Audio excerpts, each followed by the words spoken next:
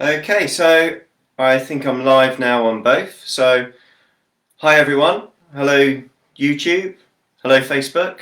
I'm live now with Starboard. My name is Phil Richards. I'm from GetWindsurfing. If you guys don't know me already, I am a windsurfing coach. I'm based in the UK, and in normal years I travel the world teaching, but for now I'm in England.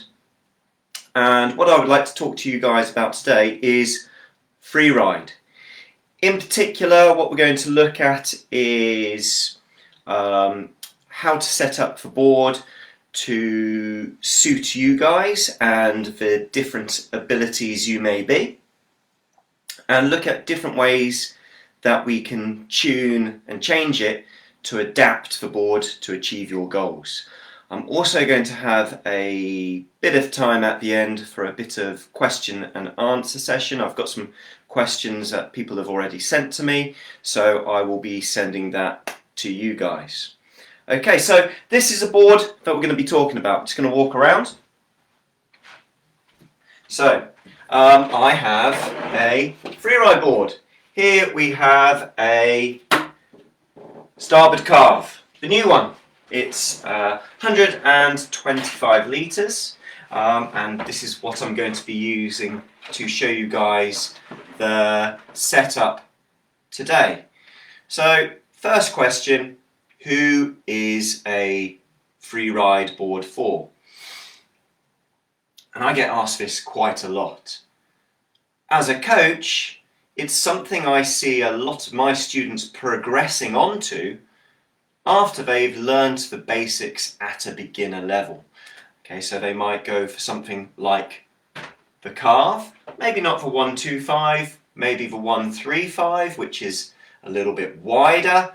And what that will do is it offers them a next kind of stage for their windsurfing, something a little bit shorter and something a bit more responsive.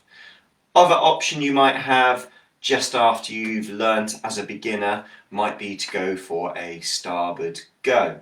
But we're going to be focusing more on the carve here today. So it's something that you can use very shortly after your beginner lessons on a big longboard, moving down, starting to learn to use the harness more, getting planing, and hopefully using the foot straps.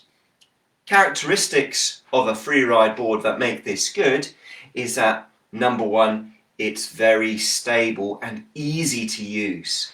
The width of the board makes it stable. Okay, it makes it easy to use, particularly when the board is going slowly. When the board is going slowly, you're less likely to have the stability that you would get. For example, you think about it riding a bike, when you move forward, you're more stable. So, same thing happens with windsurfing. If you are going faster, you're more stable. But at an intermediate stage, when you're not going quite as fast, you will need extra stability. So having extra volume and extra width in the board will help to keep you more stable, especially at low speed. Once you get up and you get planing, the width is going to help you to do that because it's like a snowshoe. It doesn't push down into the water as much. It sits very much on the surface. It gets planing easily.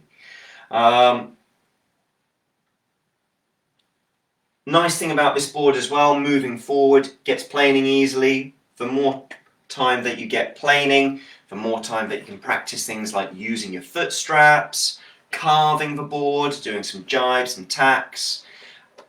It's very easy to climb back on if you fall back off, and still possible to uphaul these boards easily. First things we're going to look at when we're looking at changing everything for different levels is we're going to look at the foot straps, and we've got lots of different options here. Okay, I've got a little tool for changing the foot straps. hopefully you guys can see this. Okay, here we go. So we have got outboard settings, we've got inboard settings, so you can see the holes closer to the centre line of the board, and on the back one you have even more inboard settings. You also have options to put the foot straps further forwards or further backwards. If you are not planing already and you are starting to learn to plane and get the board gliding over the surface of the water, and you are trying to learn to use your foot straps, you want to make life as easy as possible. And to help you do that, what you're going to do is you're going to move these foot straps to the inboard settings and further forwards. So you're going to go for these holes here, that one there, and the same down there and right the way to the front. You're going to do the same with the rear foot straps as well. You're going to move them to that inboard setting and right the way at the very front of the board. That means we don't have to move so far away from that mast foot where we stand originally when we start to get going, and you don't need quite as much power to get you up and to get you planing and to get you into those straps. The closer they are to that mast foot, the easier they are going to be for you to step into them. You don't want them dead centre on a board this wide because you'll have trouble controlling the fin that you're going to use. Okay? That's how you'll set it up as an intermediate who's learning the foot straps. Make the foot straps really big. That's going to help you to put your foot all the way in easily, but also out easily. The reality is you are going to crash a fair bit, and as you crash, you want to come out of the foot straps easily. But also when we're putting our foot in the foot strap, we don't want having to be wiggling your foot hard to get it into the straps, because that's going to be upsetting the trim of the board, and it's going to make it wobble around and become unstable. If your foot slides in easily, it's going to make your life a lot easier. The board stays flat and stable, and it's easier to balance. Try and think about making them big as making a big target for your foot to hit the foot strap. You want to be looking forwards where you're going, allowing your feet to find the foot straps without seeing them. So big definitely helps. Okay, moving on with what we're doing with the foot straps. Let's say you've started to use your foot straps consistently and you'd like to take things up to the next gear. You're planing around happily, but you're looking for more speed and maybe a little bit of upwind performance. My first recommendation to you would be to keep the rear straps in the more central position and keep them forwards, and then to move the front straps further out. That's going to help you hold down more power. As you get planing, the fin is going to be generating more lift, and that lift is going to be wanting to lift up the side of the board. You stood more on the side is going to help you to control that, keep the board flat. You get more leverage and control over the board and fin. You can hold more power, so you go faster. But it will also help you to go upwind as well. The reason I only want you to move the front straps outboard but leave the back straps in is just to make life a little bit easier for you and just to change one thing at a time. Once you've got used to that, then we're going to move the back foot straps out as well. I'm going to bring it a little bit closer so you can see the options we can have over the back foot. Okay, here we go, a bit closer to the camera. Cool. So you can see we've got plenty of options here. At the moment this is set up with the foot straps on the outside. There's the inside straps, which is going to be the options you've got, which is going to be easy to use. start by moving it out to the next one, and then once you're really confident and you're hitting the straps all the time, maybe try moving them fully to the outboard setting to give yourself as much control over that fin as possible and to go nice and fast and to go upwind. I've talked about fins quite a lot, and I'm going to be moving on to that in a minute. When you're looking at going faster and getting a bit more performance with the foot straps, I've mentioned you can move them further to the sides. Once you've already learnt to use them, you might want to have them a little bit tighter, but still make sure that your feet go in easily and out easily. The last thing you want is halfway through a jive is for your foot to be getting stuck when you want to be changing your feet. That's not going to be ideal. You can pair it up with fins. I've got a selection here to show you guys. Here we go. So, I'm just going to lay them out to give me an idea. Okay. So, here we go. We got a fin that comes with the board. This 125, it came with a 40cm fin, and it just goes in the back here. It's a nice long fin, that's going to give us lots of lift, and it's also going to help us go in a straight line. We want that when we're learning to help us go in a straight line. Just after we drop down from a beginner board, we haven't got that dagger board anymore. It's going to help you to stay upwind, but also it's going to help you to generate lift. And as the water flows over and as you go faster, it lifts more. That's going to help to get you planing and have the board skimming and gliding over the surface of the water. Try and think of fins a little bit like you would do thinking about sails. So if you are struggling and you feel you need more power, you would sometimes think about grabbing a bigger sail. You can also think about grabbing a bigger fin. That's going to have the same effect almost as having a bigger sail. It's going to give you more lift and help to lift the board onto the plane a little bit sooner. If you're struggling to stay upwind, adding a bigger fin is going to help you to the board to grip the water and allow you to go upwind easier. But just like sails as well, you can have too big a fin, you can get overpowered by the fin, and you can start to lose control. And that's obviously a bad thing.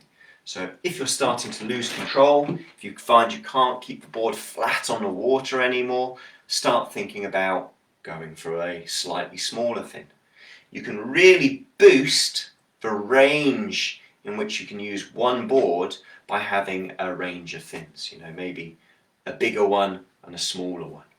But you might also pair this up with the sails that you're on. Generally, if you're using a bigger sail, you'll use a larger fin because it will help to resist that sideways push of the sail. If you're using a smaller sail, or perhaps you're a smaller, lighter person, you would choose a smaller fin.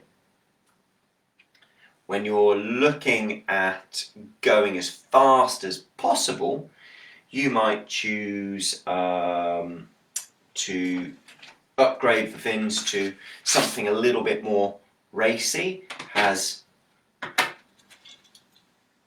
less of a curve to it, it's more upright. This is going to offer you more lift, where this one's going to give you a little bit more control when you're starting out. This one's very efficient. Try and think of it like the wings on a glider.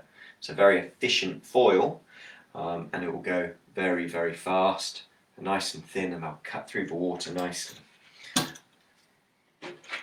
Combine something like this in the right size with your outboard foot straps, you can find that you're starting to go really quickly and clocking up some good speeds. I was out on a carve the other day, racing a lot of guys on slalom gear, and you know, sometimes I was going faster, keeping up, because I had the right setup with the straps being outboard, and a nice combination of fin and sail. So you set it up rightly, it can compete with faster boards.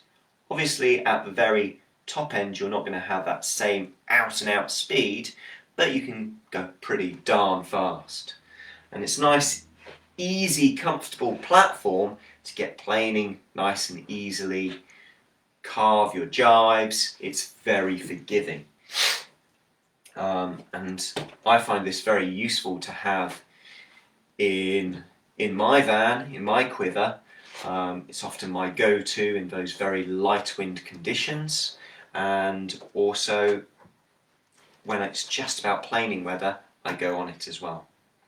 The bigger board of this, the 135, comes in two different versions. You can have the normal version like this, and you can have the foilable version as well. So they make a nice board to go foiling on. It feels very similar when you jump on it to being a normal windsurf board. It still has that nice length to track through the water, so foiling is very familiar with using one of these boards. Other options we have for tuning is we've got our mast foot. We've got a small track here, and that will go in the centre of the board. Okay, I'm going to bring this a little bit closer so you guys can see what I'm doing, and you can see the markings that are on it.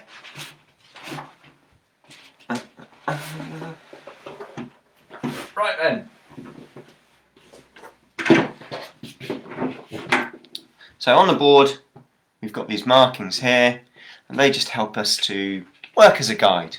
If it's your first time going out, the middle is a really nice place to start.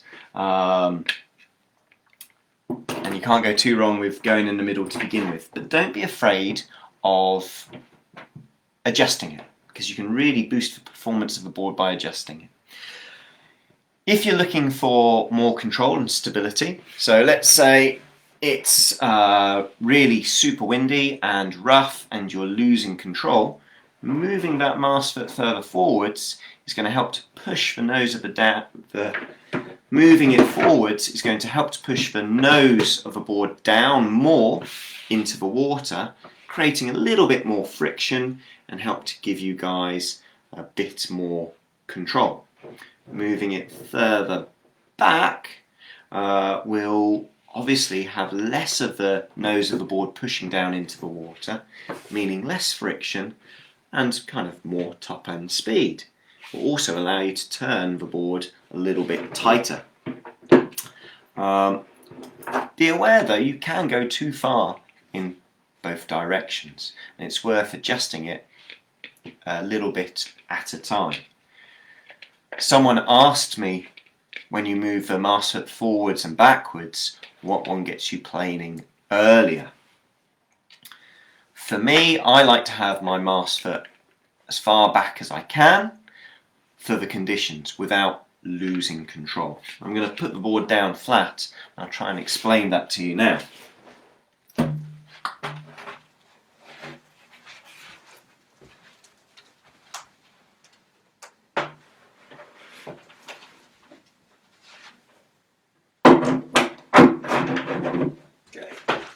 Let me adjust this so I can see it a little bit more.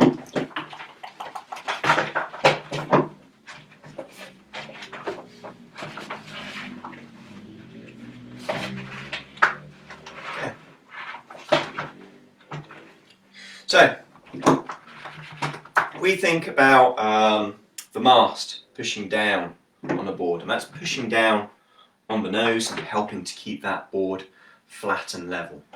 Obviously the further forwards it is, it pushes down the nose more, has more leverage, and it keeps more of the board in the water, giving you that element of control. If it's really windy, you would favour that control over outright speed, because if it's too far back and it's too fast, you'll potentially lose the control and it won't work for you. You know, you want to have the control. However, once you know what you're doing and you want to go faster, start to move that mast foot back, but make sure that board sits flat on the water. If you find that the nose is starting to rise up, then you're going to be losing your control, but also because the board isn't sitting flat on the water, it's not going to be moving across it efficiently. It's going to be dragging the tail, and you're not going to be going as fast. So start to move it forwards again a little bit until you start to keep the board level. Now this will change depending on the size sail that you're on. Bigger sails will generally have it further forwards, smaller sails generally a little bit further back. Also depends on the size rider who is on the board. Someone who is light, you know, is not going to be pushing down too much on this side of the board, so I don't need as much pressure going down through the front to keep it level, so I can maybe justify moving the mast foot back. Someone bigger than me, who's maybe heavier, it might be very heavy on the back of the board, so they have to move that mast foot forwards to help balance them and keep that board level so that it's efficient, stable and fast. That's how I would adjust that mast foot there. Now, all these things will change depending on the size of the rider, the experience, the conditions you're in. It's very easy just to stick everything in the middle and it will work, but you can really open the range of use of your board by making these little adjustments. And don't be afraid of it. Something that doesn't feel right at one point in your windsurfing experience, if you keep on trying it, maybe you've developed your skills a little bit more, might feel fantastic again at another time. So do keep experimenting, find out what works for you, and from there you're building your knowledge, you're building your experience, and you're building your confidence as well. Something I forgot to tell you guys as well was moving back to your foot straps. I mentioned that you have options to move the foot straps further forwards and further back. I talked about having the foot straps further forwards and how close to where all this volume is when we start out, it's easier to get into the foot straps. If you're looking to hold down more power and go a little bit faster, try moving your foot straps back a little bit more. That way you're going to be able to hold down a little bit more power. You ride over the back section of the board, so there's less board in the water, less friction, you go faster. Once again though, be aware if that nose is starting to rise up and the board isn't flat anymore, you need to change things to make sure that the board rides level. So experiment with where you put things. Okay, moving on. I got a few questions from you guys that I downloaded earlier. Here, let me just adjust the camera here. Cool. So, a few questions from you guys that you sent me earlier. Some of the questions were off subject. They weren't Freeride questions. So hopefully I'll come back and answer some of those freestyle, wave and other questions at a later date. I'll put some more videos online for you guys to check out. So let's look at our Freeride videos for now, shall we? Well, Freeride questions. So, tips for building confidence in the water at a beginner intermediate stage. I think first of all is, having the right equipment makes a big difference. Try not to go on too small a board too soon. You want to make climbing onto the board and giving yourself a very stable platform at low speed is very important. So nice wide board like the Carve here, or maybe a Go would be a nice board for you to use at a beginner intermediate stage. You know, maybe a Go after that beginner stage, maybe the Carve as a bit more of an intermediate board to an advanced level.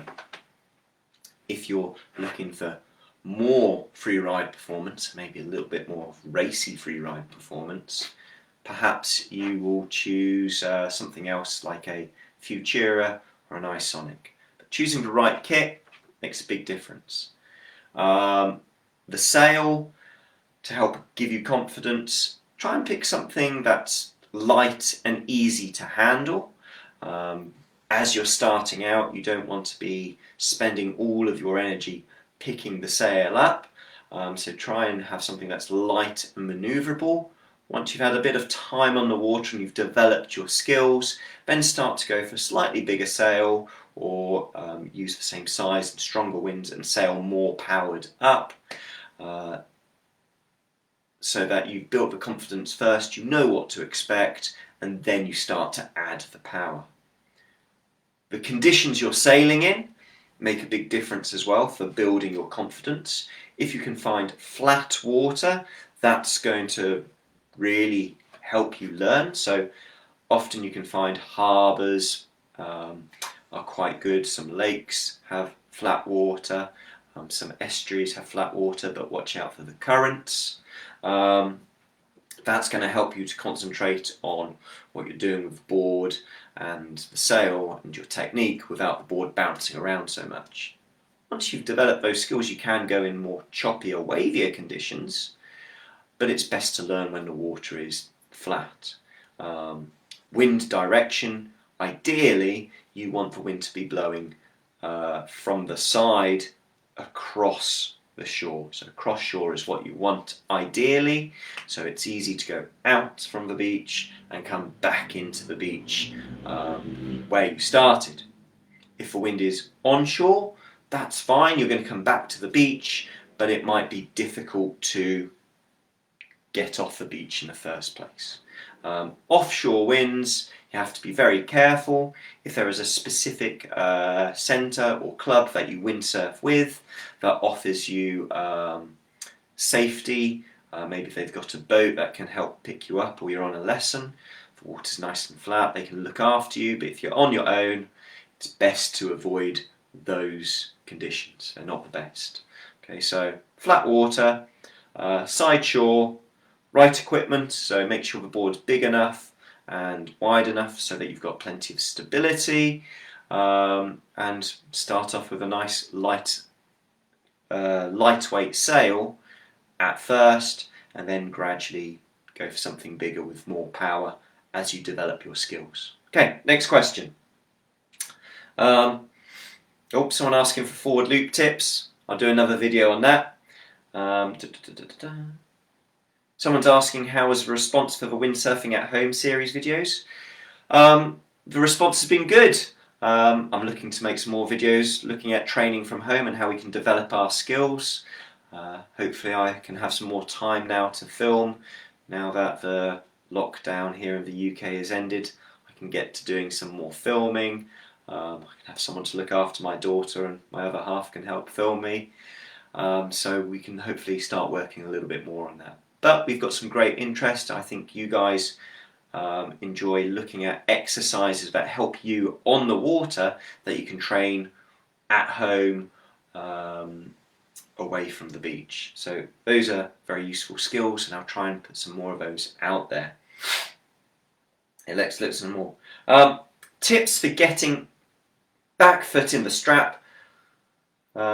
Tips for getting your back foot in the back foot strap. So if you're starting out and you haven't already done it before, try and have your foot straps further forwards towards the nose of the board. Try and have your foot straps in closer to the centre of the board. That's going to help. And as you're trying to move your feet, try and put as much weight down through your harness lines as possible. What that's going to do is it's going to transfer the weight off of your feet and down through that mast foot. It's going to help to pin the board flat on the water and keep it stable as you move your feet into the foot straps. Okay, so that will help you get your back foot in the foot straps there. Okay, bear with me. More questions.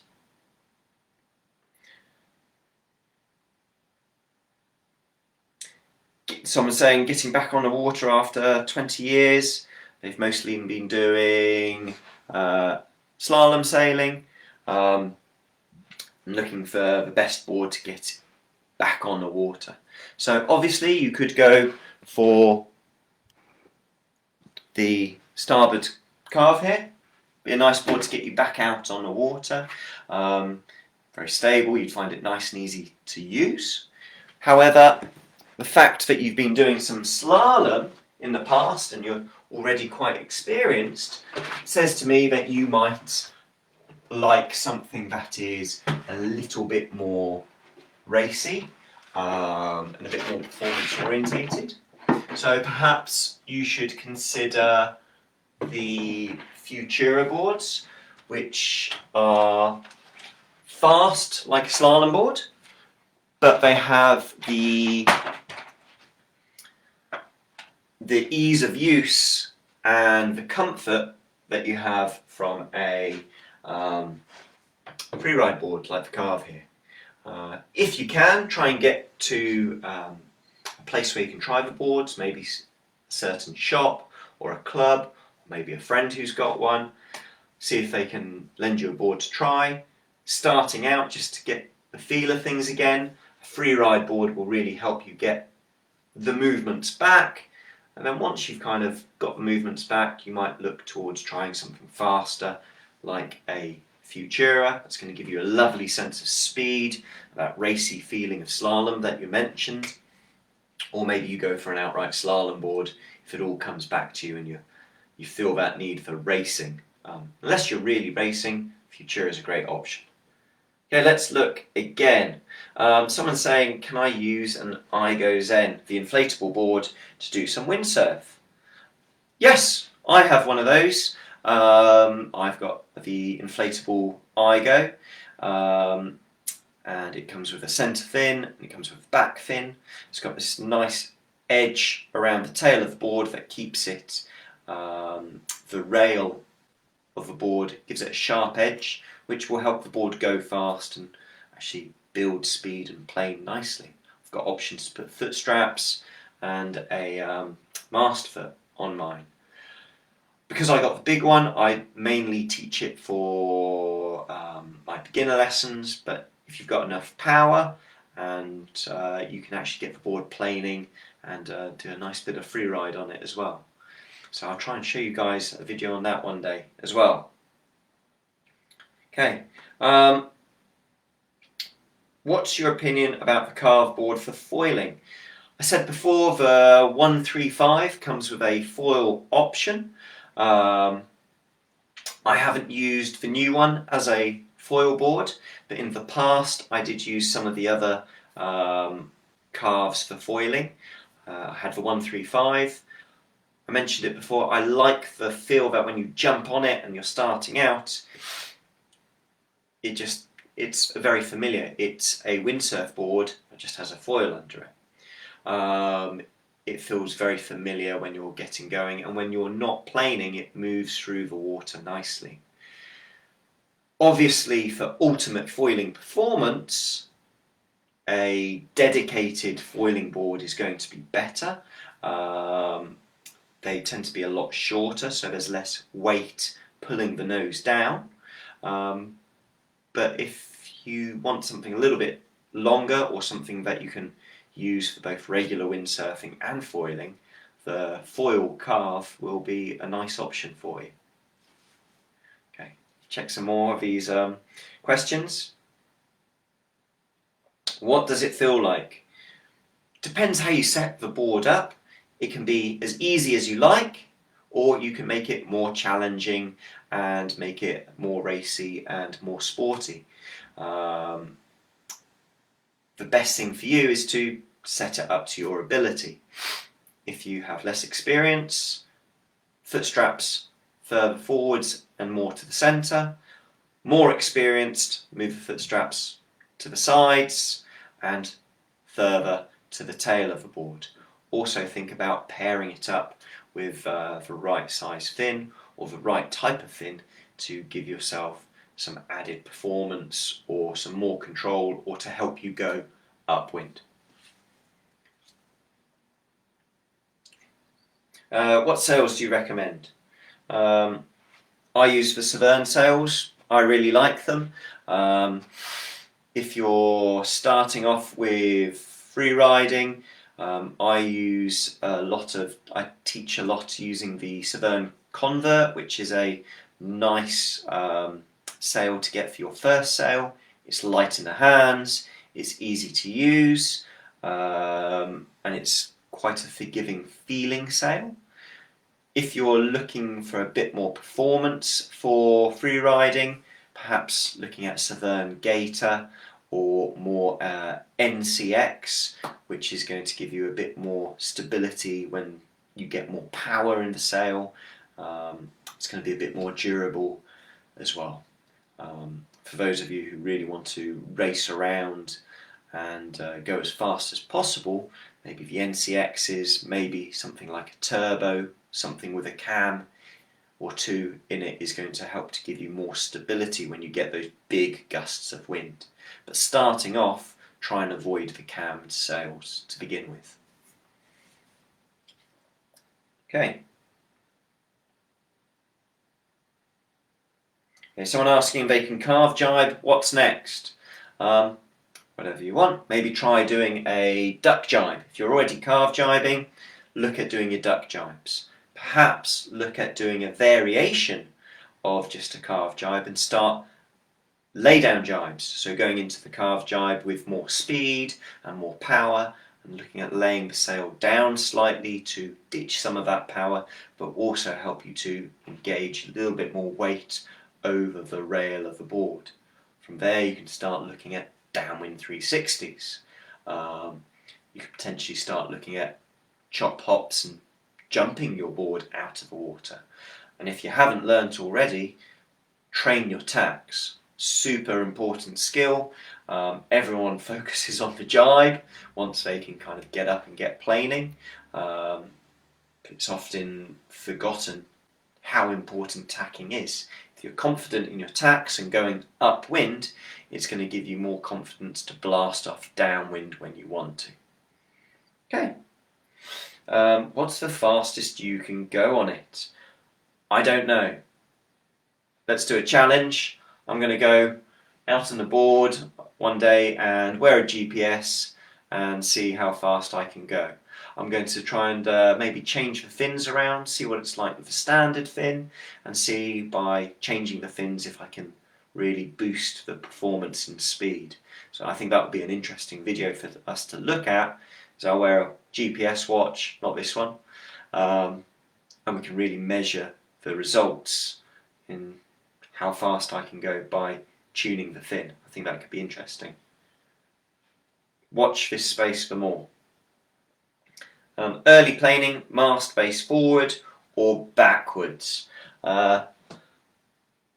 This is quite controversial. Some people argue putting it forwards helps. Some people say putting it backwards helps. For me, the best advice I could give you is look at keeping the board flat in the water and balanced.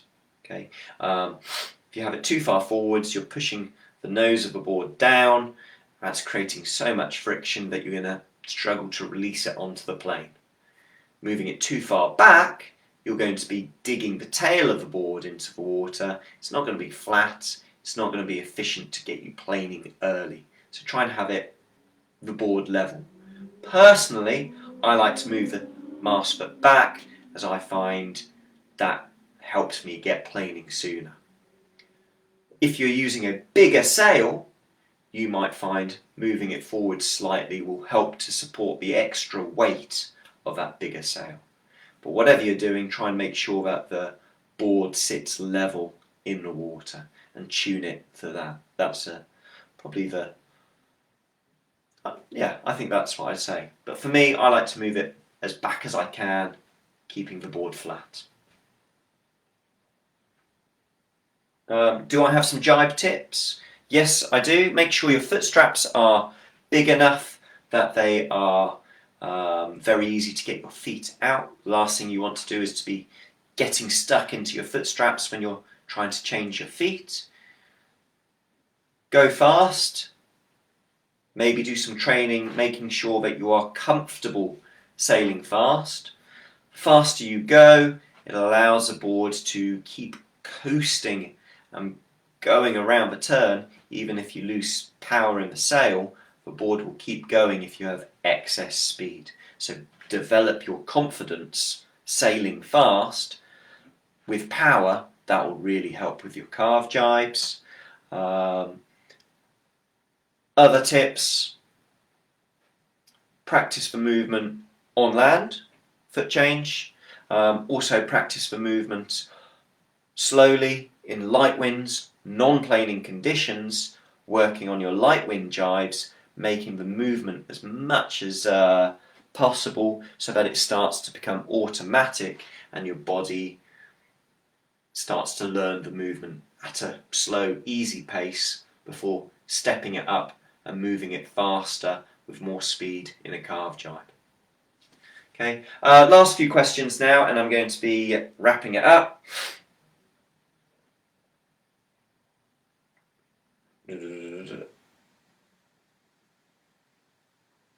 Okay, oh no, that was the last few questions. So thank you for listening. My name is Phil Richards from GetWindsurfing, and I've been kindly lent this carve from Starboard to talk to you about today. You should find a description in the links in the descriptions below the video. Enjoy your windsurfing. Hopefully you've enjoyed this video, you found it useful. Hopefully have a good season out on the water, and I will try and get back online and do some more videos for you again soon. Take it easy.